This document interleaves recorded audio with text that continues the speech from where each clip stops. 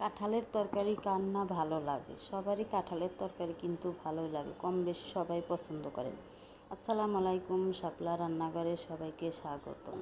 যারা আমার Facebook page থেকে তারা আমাকে একটু ফলো করবেন, আর যারা আমার ইউটিউব চ্যানেল থেকে তারা আমাকে সাবস্ক্রাইব করবেন। প্রথমে হাতে সরিষার তেল আগে 2 হাতে ভালো করে মেখে নিলাম, তারপরে কাঁঠাল মাঝখানে ফালি দেবে। এখন মাঝখানে ফালি দিয়ে কাঁঠালগুলো এখন সুন্দর করে কেটে নেবে। দেখেন এত যে আঠা, কাঁঠালে প্রচুর আঠা। এখন মাঝখানে আর একটা ফালি দিব, দিয়ে 4 টুকরা করে নেব।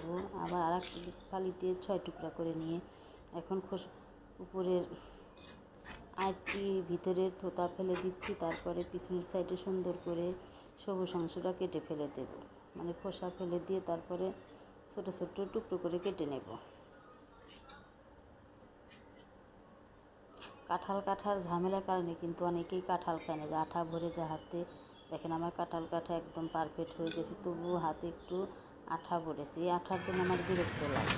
তারপরে দোকানে গেলাম, এসে দেখি যে মরিচ হলুদ এগুলো ছিল না। নিয়ে আইসক্রিম প্যাকেট আইসক্রিম নিয়ে আসলাম, সাথে বুটের ডাউল নিয়ে আসলাম। নিয়ে এসে এখন চুলায় চলে আসলাম। চুলায় প্রথমে তেল দিয়েছিলাম 3 টেবিল চামচ, পেঁয়াজ কুচি দিলাম 1 কাপ, কাঁচামরিচ দিয়েছি 6-7টা, মাঝখানে খালি করে চিড়ে দিয়েছি। দিয়ে আমি একটু ভালোভাবে ভেজে নেব 2-3 মিনিট। তারপর দিয়ে দিলাম 2টা আস্ত শুকনো মরিচ, 2টা তেজপাতা, লবঙ্গ, সাদা এলাচ 2-3টে দিয়ে আদা রসুন বাটা 2 টেবিল চামচের মতো দিয়ে দিলাম। লবণ স্বাদ মতো দিয়েছি। দিয়ে দিলাম রাঁধুনি মরিচের গুঁড়া, লাল মরিচের গুঁড়া।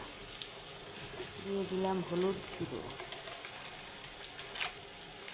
এগুলো প্যাকেটে ছিল, প্যাকেট থেকে দিচ্ছি। দিয়ে ভালোভাবে এখন আমি কষিয়ে নেব। মশলাগুলো যেন পুড়ে না যায়, তাড়াতাড়ি একটু ভালোভাবে কষিয়ে নিয়ে একটু পানি দিয়ে দেবো হালকা করে। ফ্রিজে একটু মাংস ছিল, 1 কোনায় পড়ে ছিল 2 টুকরো মাংস। ভাবলাম যে মাংসটা দিলে একটু মজা লাগবে, সেই জন্য মাংসটা ভালোভাবে এখন কষিয়ে নেব আমি।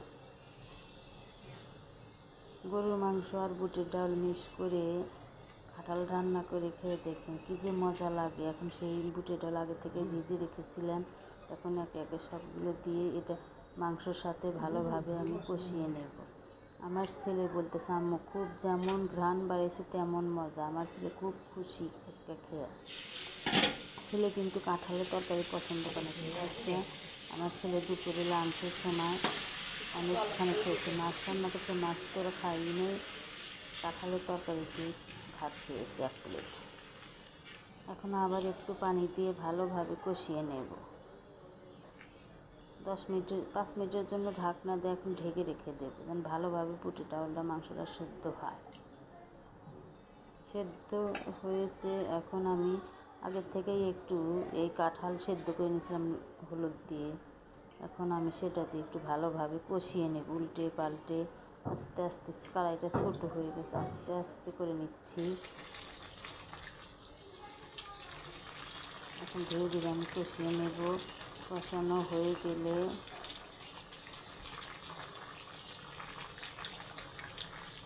নাড়াই অসম্ভব, তারপরে একটু পানি দিয়ে দেব। পানি মানে সুরা দিয়ে দেব।